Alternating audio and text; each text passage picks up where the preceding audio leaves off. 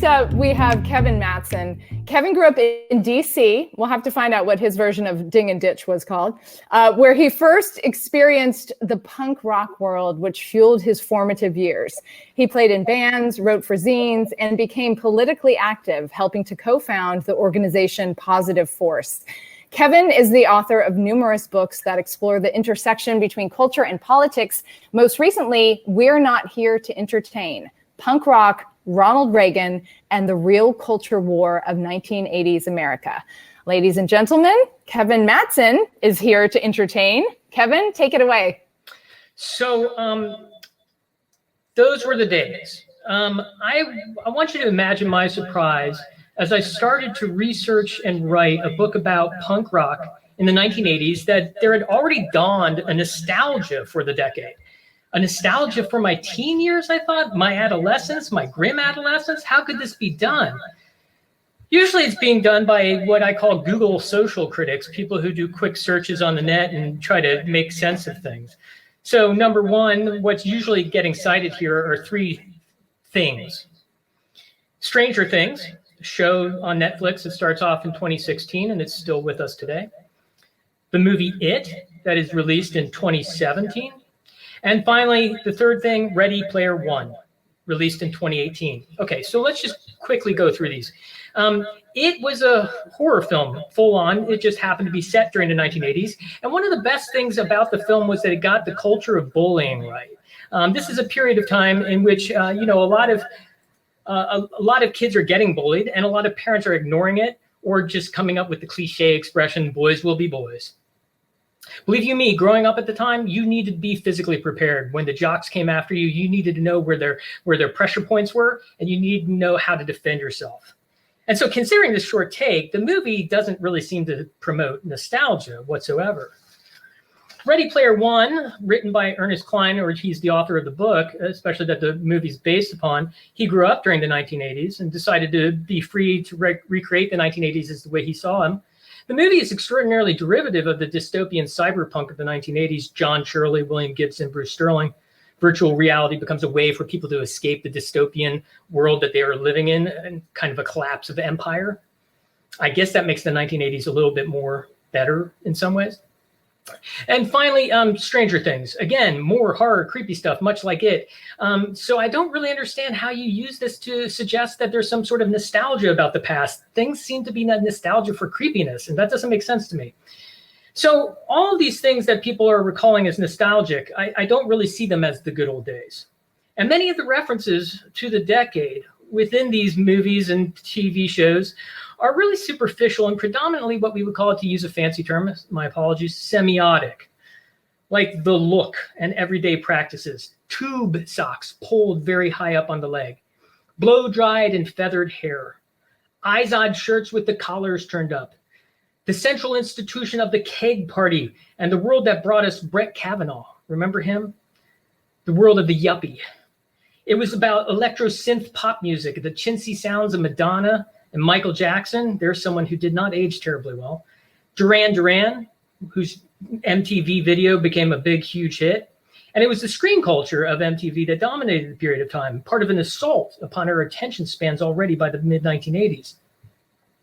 So a lot is missing here, though, from all these kind of semiotic clues. And what I'd like to do is I'd like to quote the historian and social critic, Christopher Lasch, who explains the weakness of what nostalgia is about.